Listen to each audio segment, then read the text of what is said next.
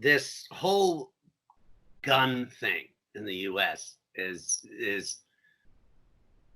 it's fascinating because there are so many different avenues of analysis, and I don't know if it's because a third of the world is on lockdown and we're all bored to death, or we haven't realized that now's the time to go out and do the general strike and make the revolution, or what. But it does give us kind of a pause to think about things in a different way.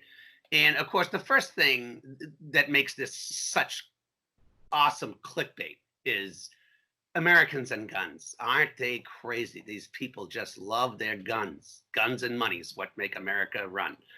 Um, and that's the stereotype of the cowboy, the gun-toting Clive Bundy, uh, Wild West, or even the Charlotte, the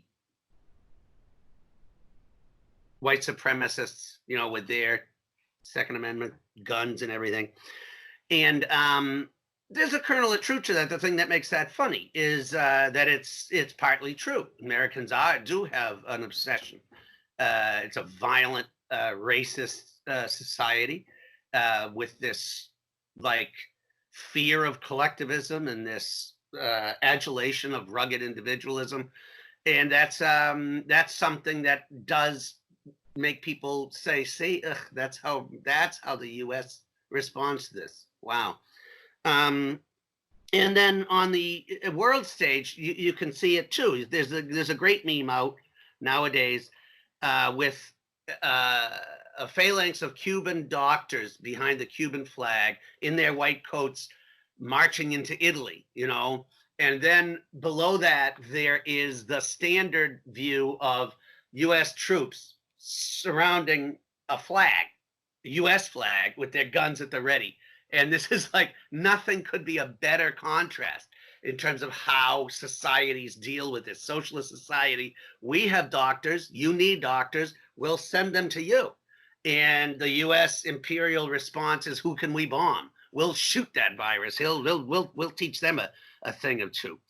And there's also this apocalyptic vision of the new dystopia, this kind of fear of the Walking Dead and the pandemic apocalypse, where everyone has to be armed to the teeth, or we're all going to get eaten by zombies, or whatever. And the other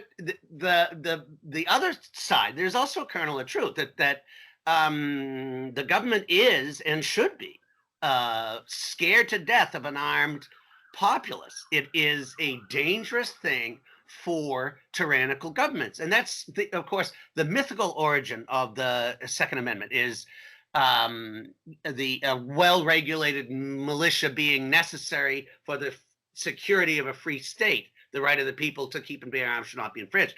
That calls up the Minutemen, the Massachusetts Minutemen, or the idea that a truly free society means that a government has to live at the behest of its citizens. That is, a government who needs to defend itself needs the population to rise in its defense. Otherwise, it's just the beginning of empire. And if that's, that's how the difference is. You have no standing army, and you call up an army. And you see that as like Switzerland of having no standing army in the past, and like the Massachusetts Minutemen, like I said. And it's also the basis of revolutionary theory. This, you gotta have guns. You gotta have more guns than your class enemy. Look at in the Soviet Union in the early days was swamped. There were like 21 countries sent troops to aid the whites in fighting the Reds. The same thing, like in Nicaragua, one of the first things they did was distribute guns. They weren't afraid of the armed people. They were afraid of the reactionaries and the counter-revolution. Same thing to an extent in Venezuela, that they had to have control of the military apparatus in order to safeguard the revolution. So that's all true too, and that plays into some of this analysis. But the other meaning of the Second Amendment in the U.S. is often overlooked. The true history of the Second Amendment was purely uh, uh, uh, cynical and practical. They needed Virginia to pass the Constitution. They needed Virginia on board, and Virginia held out because they wanted their own right to put down slave rebellions and the slave patrols. They were afraid that the slave patrols would be dismantled if they were not specifically allowed. That's why it says the security of a free state, not a country. They're talking about the Virginia slave patrols, and it's an ugly and racist beginning to what eventually devolved into the organization of local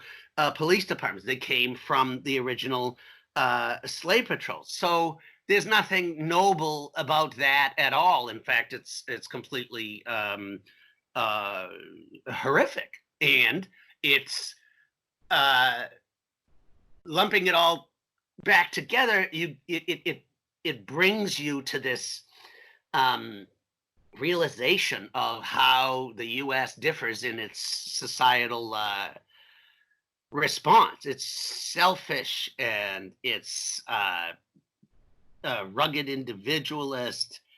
It's chaotic by design, so that there are shortages, and you get this impression that the government really does not give a damn about you, and that's the free market is going to take care of all this. And of course, the ground has been laid by 40 years of neoliberal austerity. And so there is perfect priming of that disaster pump. And it comes from both wings of the duopoly. There's no, this is a duopoly genocide. This is the most vulnerable will be culled. That's what this says to people.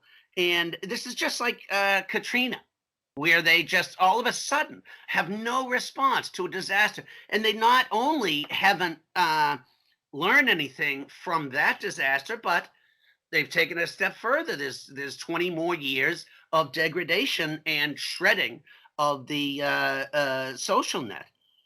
So it comes back to this need for guns as an individual paranoia. You can call it what it is. It is that kind of paranoia, but it also is a harbinger of the lack of trust in institutions of government, that people simply do not trust that the leaders are here to take care of us. They don't.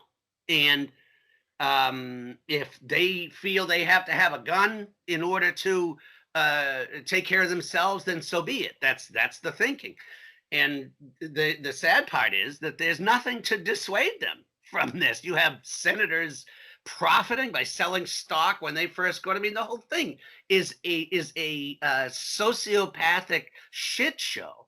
And it actually is the time for people to rise up and say, wait a minute, that's why they want us all back to work soon, because people are seeing the man behind the curtain, the puppet strings behind the show, that wait a minute, we've been making these people rich for generations, not the other way around, and they want us back to it as soon as possible. And that's the main issue, is this the anxiety and the unknown of where this all is going. And I just because everyone's at home, so maybe more people will be listening than usual, but stay healthy and fight the power.